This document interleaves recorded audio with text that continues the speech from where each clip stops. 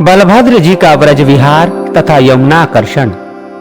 श्री पराशर जी बोले, अपने कार्यों से पृथ्वी को विचलित करने वाले, बड़े विकट कार्य करने वाले धरणीधर शेष जी के अवतार माया मानव स्वरूप महात्मा बलराम जी को गोपों के साथ वन में विचरते देख उनके उपभोग के लिए वरुण ने वारुणी मदिरा से कहा, हे मदिरे, जिन महाबलशाली अनंत देव को तुम सर्वदा प्रिय हो, हे शुभे, तुम उनके उपभोग और प्रसन्नता के लिए जाओ।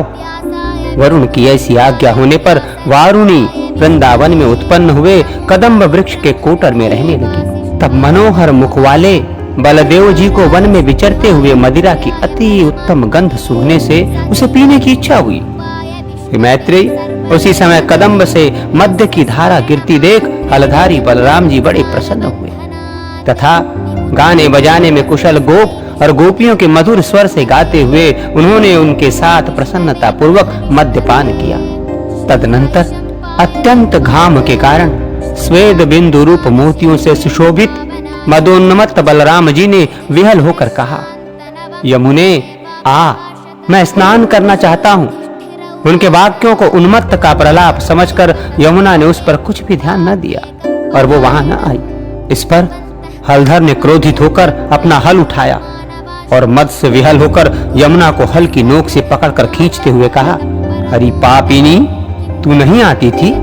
अच्छा, अब यदि शक्ति हो तो इच्छा अनुसार अन्यत्र जा तो सही। इस प्रकार बलराम जी के खींचने पर यमुना ने अकस्मात अपना मार्ग छोड़ दिया और जिस वन में बलराम जी खड़े थे उसे आप्लावित कर दिया। तब वो शरीर धारण कर बलराम जी के पास आई और भयवश डबडबाती आंखों से कहने लगी, हे मुसलायुध, आप प्रसन्न होइए और मुझे छोड़ दीजिए। उसके इस मधुर वचनों को सुनकर हलायुध बलभद्र जी ने कहा, अरे नदी, क्या तू मेरे बलवीर्य की अवज्ञा करती है? देख, इस हल से मैं अभी तेरे हजारों टुकड़े कर डालूंगा। श्री पराशर जी बोले, बलराम जी द्वारा इस प्रकार कही जाने से भयभीत हुई यमुना के उस भूभाग में बहने लगने पर उन्होंने प्रसन्न होकर उसे छोड़ दिया। उस समय स्नान करने पर महात्मा बलराम जी की अत्यंत शोभा हुई।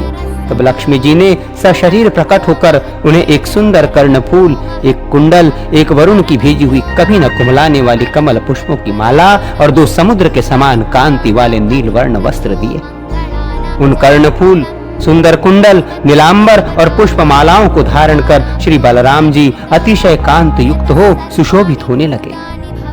इस प्रकार विभूषित होकर श्री बलभद्र जी ने वज्र में अनेकों लीलाएं की और फिर 2 मास पश्चात द्वारकापुरी को चले आए। वहां आकर बलदेव जी ने राजा रेवत की पुत्री रेवती से विवाह किया। उससे उनके निषट और उल्मुख नामक 2 पुत्र हुए।